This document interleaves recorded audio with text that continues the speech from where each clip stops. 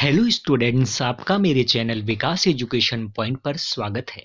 विद्यार्थियों, आज मैं आपको शिक्षा निदेशालय राष्ट्रीय राजधानी क्षेत्र दिल्ली द्वारा दी जाने वाली क्लास 9th के सामाजिक विज्ञान विषय से राजनीति विज्ञान से वर्कशीट या कार्यपत्रक 73 का अध्ययन करेंगे। विद्यार्थियों, यह कार्यपत्रक 25 जनवरी 2022 की है। आइए अध्ययन करते हैं। आज का हमारा टॉपिक है चुनावी राजनीति। विद्यार्थियों, आइए पढ़ते हैं, समझते हैं और दिए गए प्रश्नों के उत्तर लिखते हैं। विद्यार्थियों, क्या राजनैतिक प्रतिद्वंद्विता अच्छी चीज है? नियमित चुनावी मुकाबला राजनैतिक दलों और नेताओं को प्रोत्साहन प्रदान करता है। विद्यार्थियों, वे जानते हैं कि अगर वे ऐसे मुद्दे उठाते हैं जिनसे लोग उठाना चाहते हैं, तो अगले चुनाव में उनकी लोकप्रियता और जीत की संभावना बढ़ जाती है। अर्थात अट्रैक्टिव मुद्दे जो कि लोगों के भले के लिए अगर मुद्दा कोई व्यक्ति उठाता है, कोई पार्टी उठाता है या दल उठाता है, तो उससे उसके जीतने की संभावना जो है बढ़ जाती है। लेकिन अगर वे अपने काम से मतदाताओं को संतुष्ट करने में विफल रहे, तो वे फिर से जीत नहीं पाएंगे।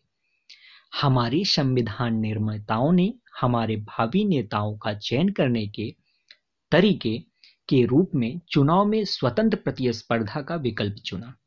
उन्होंने ऐसा इसलिए किया क्योंकि यह व्यवस्था लंबे समय में बेहतर काम करता है। लेकिन अन्य सभी पेशेवरों की तरह दुनिया भर के राजनेता अपने राजनीतिक करियर को आगे बढ़ाने की इच्छा से प्रेरित हैं। वे लोगों की सेवा भी करना चाहते हैं, लेकिन वे नहीं जानते कि ऐसा करने के लिए क्या आवश्यक है या जनता वास्तव में क्या चाहती है। विद्यार्थियों, राजनैतिक प्रतिद्वंद्विता के नुकसान क्या हैं? आइए इसके बारे में अब हम जानते हैं।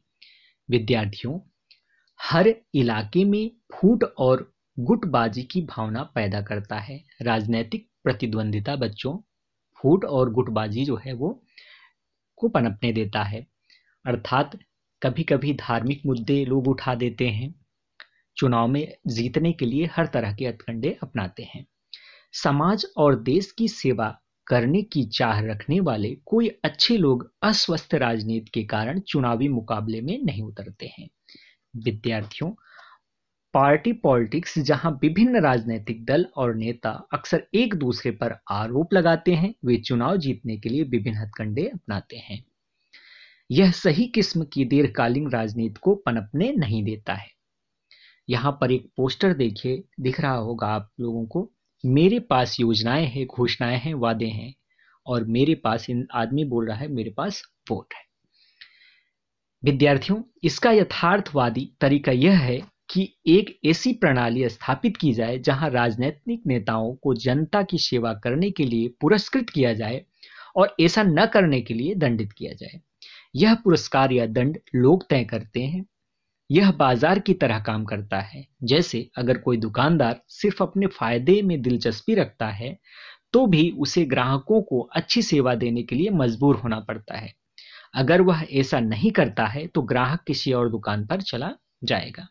विद्यार्थियों, राजनीतिक प्रतिद्वंद्विता के कारण समाज में विभाजन और कुछ कुरूपता हो सकती है, लेकिन अंत में यह राजनीतिक दलों और नेताओं को जनता की सेवा के लिए मजबूर करने में मदद भी करती है।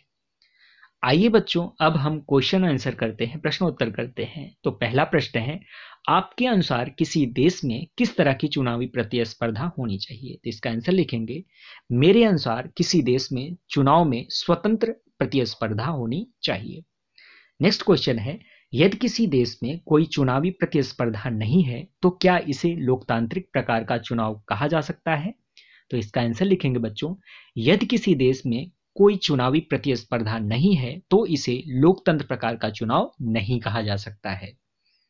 नेक्स्ट क्वेश्चन है, क्या आपके माता पिता राजनीतिक दलों को पुरस्कार या दंड के रूप में वोट की शक्ति का उपयोग करते हैं? कैसे? इसका आंसर लिखेंगे, हाँ, मेरे माता पिता राजनीतिक दलों को पुरस्कार या दंड के रूप में वोट की शक्ति का प्रयोग करते हैं, क्योंकि वोट के द्वारा ही सरकार बनती या बिगड़ती है। नेक्स्ट क्वेश्चन है क्वेश्चन नंबर 4। चुनाव के दौरान आपके इलाके में राजनीतिक प्रतिस्पर्धा के माहौल का विवरण दीजिए। तो बच्चों इस प्रकार से आप कर सकते हैं और अपने मन से भी कुछ लिख सकते हो। चुनाव के दौरान मेरे इलाके में सभी पार्टियां प्रचार करने आती हैं और तरह तरह के प्रलोभन जैसे स्कूल, पानी, बिजली, अस्पताल और तरह तरह के जो है वो सुविधाओं के लिए बोलती हैं कि हम ये करेंगे, हम वो करेंगे। ठीक है, जिससे राजनीतिक प्रतिस्पर्धा का माहौल बन जाता है।